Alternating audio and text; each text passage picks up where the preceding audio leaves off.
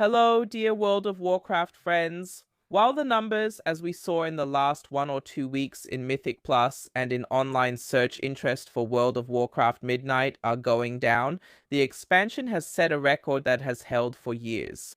This is about the topic of raiding, and we can see that Mythic raiding is more popular than ever before. As I said, it's a brand new record. Since Mythic raiding has existed, there have never been so many simultaneous players measured in these raids, and that's something we want to take a look at right now. We'll start off nice and easy. Feel free to leave a like, and most importantly, subscribe, don't forget. At 38,000, the giveaway will be drawn, so you're not only helping me, but maybe even yourselves to win 100 euros worth of items from the shop. Of course, I'm keeping my fingers crossed for everyone, and with that, let's get into the video. So, we can see it, wow. Just set a decade-high Mythic rating record, and it happened in Midnight. Here, it's important to mention that Mythic rating hasn't been around for that long, so you can't really call this an overall rating record. I mean, you could say it's the best Mythic record, but Mythic hasn't been around that long, only since the end of Dragonflight, so you have to be a bit careful with the terminology. But all in all, this summary from Icy Veins has manually tracked rankings over the past few years. So, he checked how many DPS were in each raid. If a character kills 10 mythic bosses in 1 week, that counts as 10 because 10 parses were recorded. So, it's not about individual players, but boss kills. But you have to say, since it's comparable, he uses these values in every expansion. This doesn't get distorted in any way. We'll start with Shadowlands because that's where he or those are the oldest data he has. You can see it right here at the beginning. It can't be measured right away because the Mythic raid sometimes doesn't open in the first week. The red line is Shadowlands Season 1, the medium dark line is Season 2, and the light one is Season 3. And here we can see that Shadowlands reached a record population of around 5,000 characters. So, 500,000 tracked kills. However, Shadowlands was not able to maintain this success. Season 2 and Season 3 didn't even reach half of those numbers at their peak. Basically, it should also be said that the first expansion or the first raid of an expansion is naturally often a bit higher because that's when a lot of people come back. Next, Dragonflight comes into the picture. The dark green line up here is Season 1. The very light one here in the middle is Season 3. The dark, medium, dark one is Season 2 again. Here we can see that, in terms of success, the best season in Dragonflight was Season 1 with a peak population of about 360,000 people. But even here, it doesn't come close to the record numbers of Shadowlands, and the other seasons don't even come close at all. That's interesting, for example. The second season doesn't manage to get over 200,000 players even once and ends up fiddling around at, wow, what would that be? Maybe 10,000, 20,000 people. So that's very, very few, and you have to keep in mind this fourth season that nobody liked isn't even included here yet. So that's very, very interesting. Then with the War Within, there was a real boom. We also saw that in the Mythic Plus numbers. The War Within really performed well. You can't complain about that. You can see here, and to be honest, I find the colors very hard to tell apart. This strong yellow is Season 1. The light one is Season 3. And this one should be Season 2, and here we can see all 3 seasons were really solid. The third season set a record here after about 7 weeks, so an extremely high peak.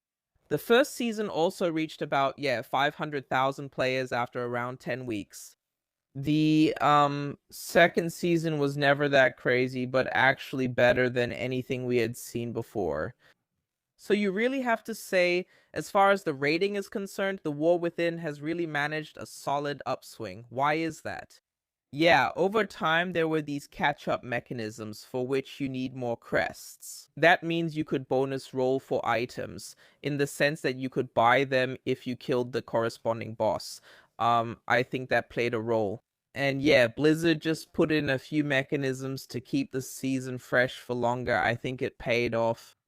All in all, that brings us to Midnight, and things really took off here. With a newly set record of 780,000 parses, 780,000. That's extremely good. So as we can see here at the start, Midnight started off better than all the other seasons. And as I said, this is about Mythic. Heroic and Normal aren't even included here. Then the whole thing increased again in week 2. And in week 3, or rather not 3, week 5, it really took off. And in week 10, it reached its absolute peak with 780,000 parses. Since then, it's been going down a bit more and more, but I think that's normal.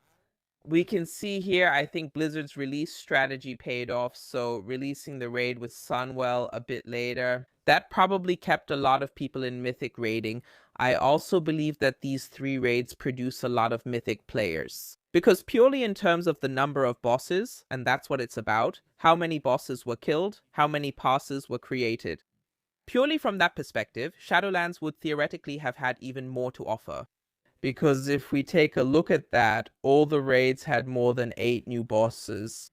So that would actually mean, that more passes would naturally occur, but that's not the case. I simply think this release strategy helped. And the fact that there are 3 raids, that's it. Someone who may not have before now finds Chimeros Mythic fairly easy and is just starting to try it. I think that's going to play an important role. On top of that, now we also have the case that with 12.0, we're getting a mini raid. There will be people dipping into the raid again there as well. So I think as far as raiding goes, World of Warcraft Midnight is still on a good track. And it will keep this up. Here we can see more. The population of HC compared to Mythic. And there we see a lot of people who run HC are now also running Mythic. So apparently it used to be much harder to get into Mythic. If you put that into perspective, in Dragonflight Season 142, fewer people played Mythic. Dragonflight Season 2 was 81%, Season 3 was 82%, in the War Within it was 52%, and 53% fewer players in Season 320, and currently we only have 18% fewer Mythic players than Heroic players. So you really see, guys, people who used to just dip into Heroic are now also daring to try Mythic more. All in all, I think the development is pretty cool. I think everyone who enjoys it deserves it, and let's see how it develops further. What's your opinion? Why do you think these numbers are developing so well? Share your thoughts in the comments. Thanks for watching. I had fun. I hope you did too. As I said, feel free to leave a like and subscribe, and with that, take care.